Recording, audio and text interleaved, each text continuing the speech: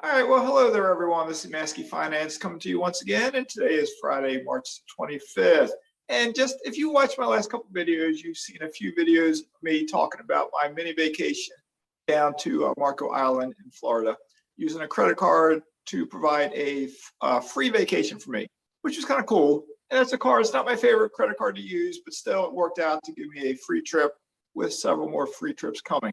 So anyway, with that being said, today I have another special guest with me that you have met before and you've come to love, like all of us have. And this is Helicopter Pilot Caleb, and he's going to tell you about a great trip that he just took and how he used credit cards to pay for some of that or all of that. So with that being said, I'll turn it over to Caleb. Thanks, Mark. Hey, everybody. So like you said, Mark, I just got back from an 8-day ski trip in Colorado. It's the third time I've been out there in the last couple of years. Haven't even shaved off the leaf beard yet. That'll be tomorrow. But I put together just a quick little presentation to kind of share what I did and how I did it. And pretty much the bottom line up front, like we like to say in the military, is my wife and I got about a $6,500 vacation for about $1,500 using credit card points. So without further ado, we'll jump into this. So how to ski Colorado for cheap using points. So that picture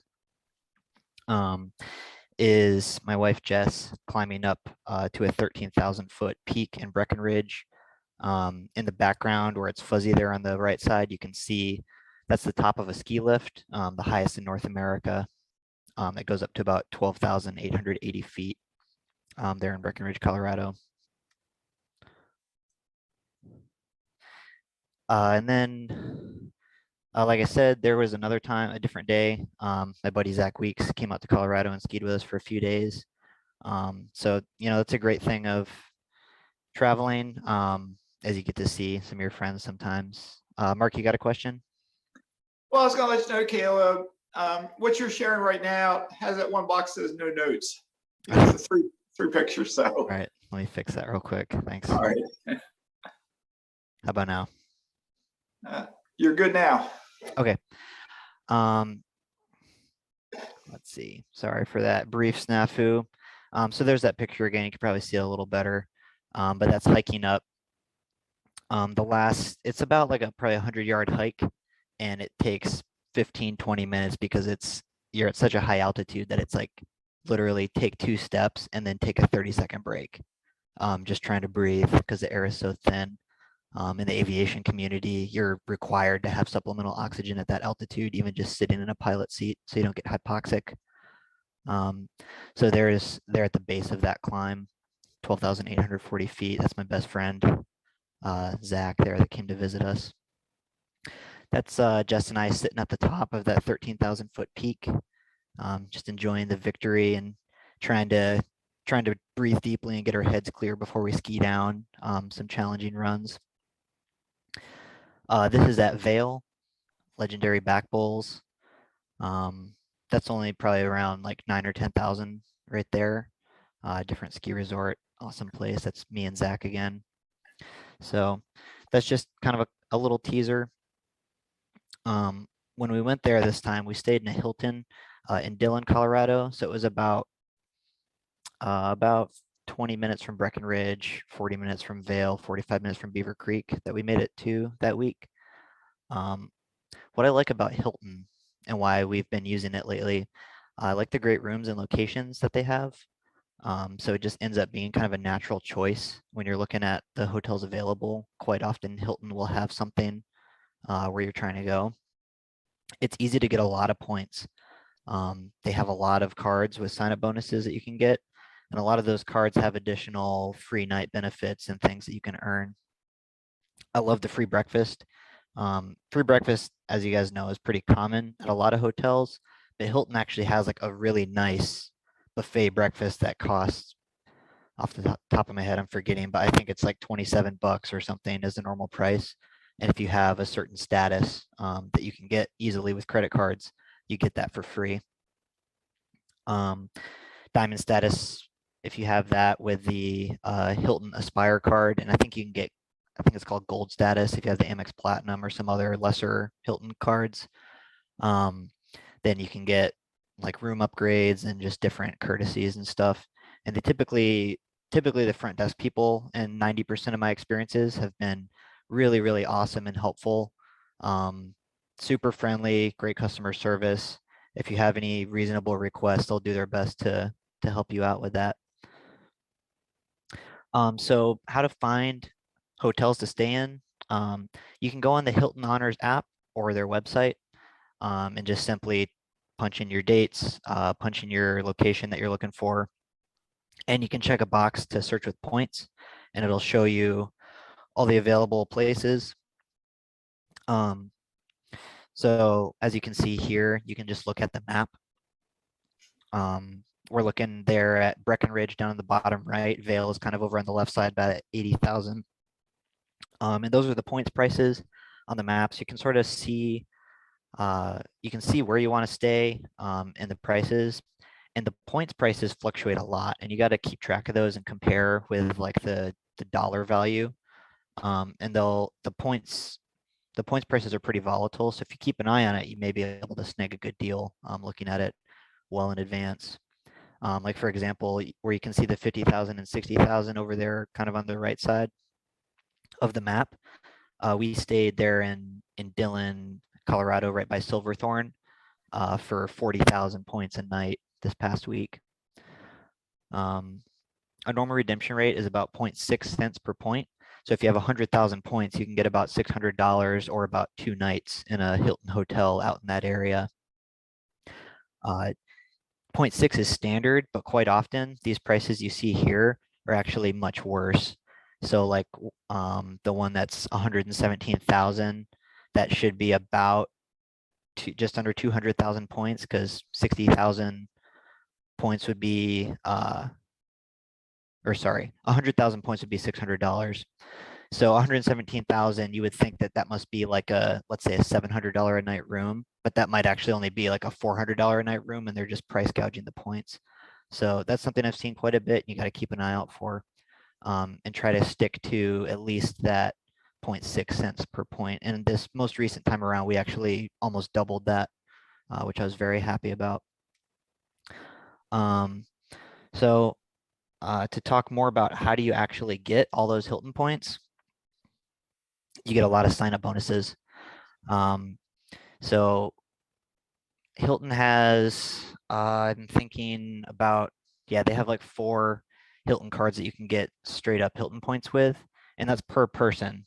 So if it's you and a spouse, that's a total of 8.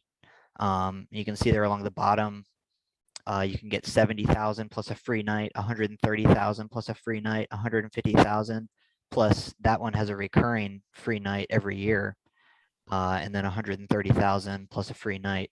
So if you add all that up, you get all 4, and then your spouse gets all 4. That's a lot of nights, even at expensive hotels. And if you're just sipping points, like let's say traveling somewhere more rural, where a night in a smaller like Hilton property might only be 15 to 20,000 points, and you have 400,000 points saved up, like that's a lot. That's like basically a lifetime supply of sprinkling in cheap hotel rooms here and there when you need them. So that's one of the things I really like about Hilton. They're just giving these points away with these sign-up bonuses. Another thing, if you're looking at a longer stay like what Jessica and I just did, the 5th night booking with points is free. So if it's 50,000 a night, for 200,000 points, you can get 4 nights, and then the 5th night is free. Additionally, then if you have the free night certificates, which with the Hilton Aspire, you get 1 per year, and that's like a separate benefit. And a lot of these sign-up bonuses, as you can see in the fine print towards the bottom, includes a free night with the sign-up bonus. So you can get your, let's say you book your 5 nights with points, you only pay for 4. And then if you want a 6th and 7th night, you can call them on the phone and book using the free night certificate. And that's how we got a 7-night stay and only used points for 4 nights, and then got the 5th free, got the 6th and 7th free. The free night certificates, you're not going to be able to see in the mobile app. You got to go on a desktop and log into your account, and you'll be able to see it there on your dashboard. They were formerly known as weekend nights. but they've since changed it. Like around when COVID made all the credit card benefits get way better. One of the things that Amex and Hilton did is make those free weekend nights just be free night certificates, and you can use them any night of the week. But it might still be strategic to specifically use those for weekends if it's a higher price, because it doesn't matter. A free night is a free night, even if it's at a $5,000 a night hotel room. So next we're going to talk about rental cars. I don't have so much like crazy schemes for that, more just like tips that I've learned so far. Don't forget to like, subscribe, and comment. Thank you. Let's see. So for rental cars, my advice would be try to use travel credits from cards that have those, where it's just it just straight up reimburses your statement credit for anything in a travel category. Examples of these would be the Chase Sapphire Reserve, City Prestige, US Bank Altitude Reserve. I think the CSR is $325 per year. City Prestige is $250. Nobody can get the City Prestige anymore, but anyone that already has it still has it forever. And then US Bank Altitude Reserve, I believe, is $350 a year of travel credit that works the same as those.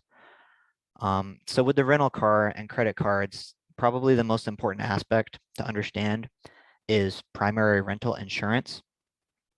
Some of the really, Chase is kind of the best at having cards that will provide primary rental insurance. So you can get what's called a collision damage waiver from the rental car company. And what that means is you don't have to pay extra for their insurance, and you don't have to be on the hook with your own auto insurance if you have primary rental insurance on the credit card that you use to pay for the entire rental car reservation. So an example of that would be Chase Sapphire Reserve, Chase Sapphire Preferred, United Explorer card, United Infinite card, the Chase Business Inc. cards, and United Business card. Amex, Capital One, US Bank also have some examples of these, but Chase really is kind of the best, in my opinion. They don't charge you anything extra. There's less strings attached. Some of the other credit card companies you have to look more into. For example, Amex charges like $12 a day to get the same benefit. And then a lot of other credit cards, including, like, I would say most travel cards of a lower tier with multiple companies, will provide secondary rental insurance, which means that it comes subordinate to your own auto insurance. Let's say you have USAA or Geico, something like that. You would first have to file a claim with your own auto insurance if you damage a rental car. Then whatever that doesn't cover, the secondary rental insurance covers. So really, you're best off using a primary rental insurance credit card and waiving any additional insurance from the rental car company. For the flights, that's probably something that I don't need to beat the dead horse too much. A lot of other content out there about how to get free flights, and that's one of the easier things to do. In this case, we decided to fly Southwest. And actually, a weird thing out of character for me is we paid for more expensive flights than were available to try to work it into the timeline that worked for us. So in this case, we took red-eye flights in both directions, direct from Miami to Denver, with the goal being to not waste any travel days and ski on the same day that we traveled in both directions. So we woke up at like 3 a.m. in Miami, got to Denver, got out to the resort, got half a day of skiing in that same day, and then went to sleep after like a 20-hour day of being awake with the jet lag and everything. And then on the way back, we skied almost a full day and then flew back late that night and got home at like 5 a.m. So it's physiologically challenging to do, but we were determined to get all 8 ski days and not waste any going in either direction. So that being said, for Southwest, I have just a stockpile of Southwest gift cards from back in the day. A scheme that's no longer available was the American Express $200, I think it was per year, airline incidental credit, and you used to be able to just like literally buy airline gift cards and then get reimbursed. So I have a couple $1,000s of free Southwest gift cards, and I used some of those for the flights. Specific tips for Denver, anybody trying to go ski there, flying into Denver Airport. It's about 2 hours from the airport to the resorts if you want to go over to Breckenridge, Vail, Beaver Creek, Copper Mountain, Keystone. Um, so that the Highway 70 or Interstate 70 is going east-west from Denver to the resorts. And that gets bad sometimes if the conditions are bad. So that's just something to keep an eye on if you're going to take a trip out here. And I'd also recommend, if you can, get four-wheel drive in a rental car if you get it. We've done it with and without, but it's kind of like a little personal insurance policy to not miss out on half a day of skiing if the roads are sketchy. They also have shuttles that go from the Denver airport 2 hours over to the resorts, about $50 per person per direction. So that's a great option if you're going to be staying. You're going to be staying in a resort where you can just walk out and walk to the lift, which we've done in the past. Even though that's more expensive, it may be worth it if it makes you not have to pay $500 to $1,000 for a rental car for the week. And then you also don't have to pay to park it anywhere, which could be $30 to $50 a day potentially, especially if it costs to park at your hotel and it costs to park at the resort you're driving to each day, and gas, which right now gas is all the drama, being, $4 something a gallon out there. And we were driving like this massive rental car that probably got 15 miles a gallon. So that added a little bit to the expense. Yeah, another thing to look into that's gotten us before is the overnight parking at hotels may or may not cost something. This time it was free, but in the past we were surprised by like a $40 per day overnight parking at the hotel, which was just, I felt like I was getting robbed. Something to check on. Parking at the resort to ski, it can be free if you want to be a little closer to the lift. For us, we found that it was about 10 to 20 to $25 per day to park at the ski resort to be near the lift. Another benefit of staying really close to the lift, if you can be somewhere that's walking distance, if it completely dumps snow, that's only a good thing. There's no downside. You're not going to get stuck in your car. You're not going to miss out on any portion of a day of skiing. And then just another tip would be on the back end, driving back east to Denver. Keep an eye on the forecast, potentially allow extra time, because that 2-hour drive could turn into 3 or 4 if the highway gets shut down or slows down because of snow. Talking about food. So food on the mountain, if you guys have ever been to like a baseball game, Mark, I'm guessing you've probably been to baseball games, and food prices, drink prices, it's crazy, right? Like a burger can be $20. A bottle of water could be 5. If you want a cup of beer, it's like 10, 15 bucks. So mountain resort prices nowadays, it's pretty similar. It's about like the same as a baseball game. And similarly, like some places say, hey, no outside food or drink allowed, but it's like they can't really stop you. I mean, and if you're outside, it's fine. But if you want to go inside and be warm and eat a sandwich that you had in your pocket of your coat, like nobody's really going to give you a hard time. So what we did is brought a box of like 100 Ziploc bags, bought groceries at Walmart when we got into town, and we'd have a sandwich in each pocket of our big coat. Ziploc bags of almonds and fruit snacks and things like that to have some calories, Cliff bars, granola bars. I mean, and so our lunch was a negligible cost per day, $1 or $2. And then additionally, having drinks and more food at the car for when you get back and you're parched and hungry. Having like a bag of chips in the car on the drive back to the hotel was great. And then restaurant meals, we had friends in town for the majority of this trip, so we did go out to eat a couple times, which was expensive. I think for two nights out, I think was like maybe $100 for the two of us. And then but besides that, we were able to cook groceries at a hotel room. We had a kitchenette with a stove and a microwave and stuff like that. So that again was like negligible cost. I think we spent like less than $100 on that food for a week, which was, and that's like ski town prices, but at the Walmart, which is way cheaper than eating on the mountain or eating at restaurants. So a couple more pictures of Breckenridge and Vail. And then I added up everything that we spent, and you can see it there. We got a great deal on the Hilton. The total value of that was about 3,800, and we paid zero. Flights, I paid for one with gift cards and one out of pocket. The rental car, we didn't really have any specific scheme we used on that. Jess was able to find a deal on the USAA app, which allowed us to get a cheaper car, and then we were able to get a cheap upgrade to a Chevy Tahoe. So we had a huge four-wheel drive vehicle that could fit people on skis and had heated seats and steering wheel, and that was kind of just like a little luxury decision. But it was nice to be in a big, safe, stable four-wheel drive vehicle, driving in sketchy conditions for a Florida person like me. Ubers, that was to get to and from the airport from our house because we flew out of Miami and into Fort Lauderdale. Otherwise, we would have just paid to park, which would have been about $120 anyway to park at the airport for a week. Dog sitter, no scheme there.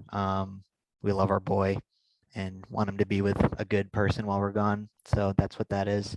And then food and drinks. I placed a value of $500 on that.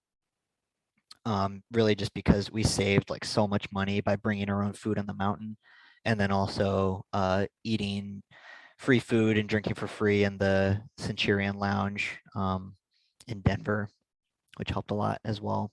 So I came up with a total value of about $6,700, and we paid about $1,500 out of pocket.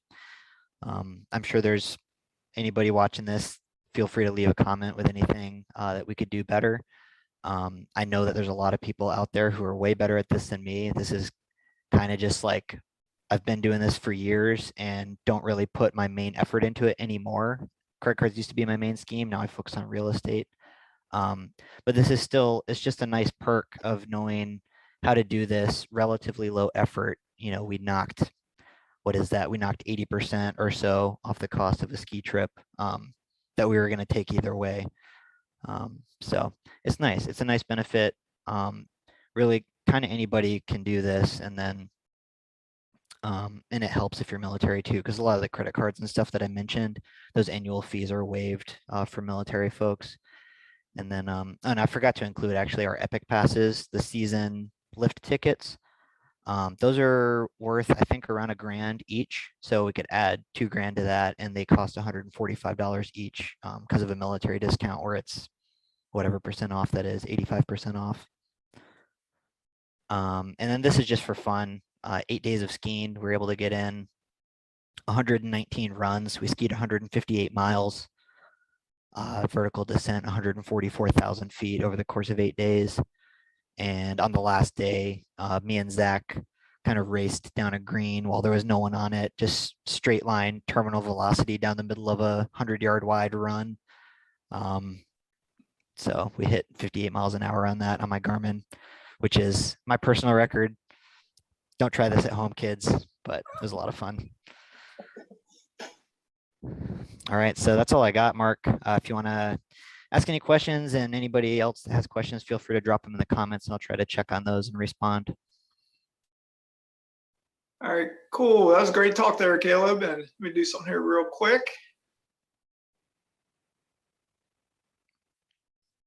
All right, I think we got that. Yeah, great talk there. That's a great trip. Hopefully some folks watching this will do exactly what you said. And if anyone can figure out a better way to save money on that same trip, just put it in the comments below. So, and Caleb, just curious, how many other trips, not that big, but how many other benefits have you used from credit card hacking, or however you want to call that, credit card rewards? So I actually, you and I know both use a spreadsheet that I had made a couple years ago called Loot Journal. And that was just like a fun thing where we would keep track of all the categories and all the values of basically all of the benefits and all the money and everything that we made from credit card hacking. And back in, I'm trying to think, 2018 or so is when I kind of started taking credit card churning, travel hacking type stuff really seriously, and got, at one point had, I don't know, 30, 40 something cards at once. And I've dialed it back since then and started focusing on real estate in 2020. But at one point in time, I think I had made like 17 grand worth of stuff in the loot journal in 2019 was kind of my peak, and then I've just been like cruising on autopilot since then. But I don't know, I would say over the course of several years, probably about double that amount. I mean, and just anytime I travel over the last like 4 years is usually free or heavily subsidized, similar to this, whether it's, just a hotel room here or there, a flight here or there, booking an Airbnb for my whole family to get together somewhere. So it's been nice. It's a really nice life hack. Very fortunate to be able to, have that available to us, and especially as military, where it's even more valuable because the annual fees are waived, but I'd probably do it even if it wasn't. Yeah, that sounds good because you and I think found this this life scheme about the same time. My first card I think was April of 2018, and I remember chatting with you, and you and I can't remember if you found it first or I found it first, and we started kind of sharing stories. And of course, you're better at it than I am, and you've had I think more cards than I've ever had. But I'm slowly getting back into it, even though my primary focus is, as you, real estate, as well as some of my alternative investments. But like I've said on my channel many times, real estate to me is the number one way to create wealth, which I think you'll agree with that. But just for everyone out there, and there's other YouTubers who may be watching this video and you'll say, man, it's not worth the time to use credit cards. Because I know one YouTuber who'll say all he does is cashback cards because he doesn't have the time. Myself personally, I have spent minimal time with my credit cards figuring out trips and whatnot. But just like my mini vacation, total value a couple $1,000s, and I paid $0 out of pocket. Your vacation to a ski resort, whatever that final figure is, count the lift tickets, maybe $7,000 or $8,000, and you paid maybe with that added in $1,600, $1,700 out of pocket. Unless someone is already extremely wealthy, anyone out there can do like you're doing, can do like I'm doing. It's a benefit to almost anyone. And if someone is at your level or at my level of investing and they have this much wealth, what does it hurt to spend a little bit of time to learn a little bit about credit cards and to save, maybe get a free hotel room this night, $179, a free meal, a free rental car, free airplane tickets. Who complains about free stuff? So anyway, all right. Well, Caleb, any final thoughts about this topic? And so, back to you again. Definitely. I think anyone can do this if you want to. That being said, I mean, you got to treat it kind of like a business or a side hustle. Mark and I have spreadsheets and things like that to keep track of all this stuff. But if you're somebody that looks at this and you're like, that's just too much, it's too much to keep track of, that doesn't sound fun, like that's fine, that's okay. Maybe it's not for you. And if you're kind of at a point of like, I don't want to do that at all, I would say an alternative would be at least have a credit card that gets like 2% cash back on everything and you never have to think about it again. But at least do that. It would be my advice. I agree. You got to get something back from credit cards, because if I go back, I don't know, 10, 15 years ago, I had a credit card that would accumulate points, and all you could get for it was like something off their award chart.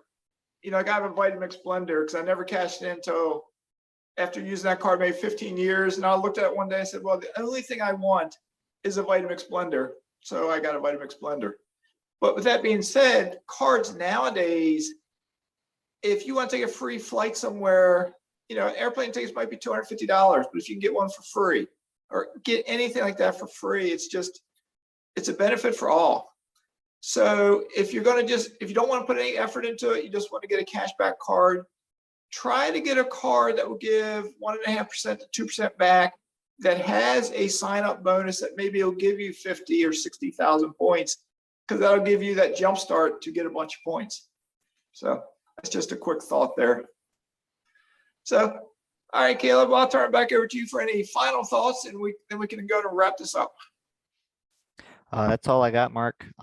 Thanks everybody for watching. If you made it this far, feel free to drop any questions in the comments. And military folks, just know that the scheme that we're talking about, I mean, it's like probably twice as valuable for you. So if you're not doing this at all, please reach out to me or Mark, and let's chat about it.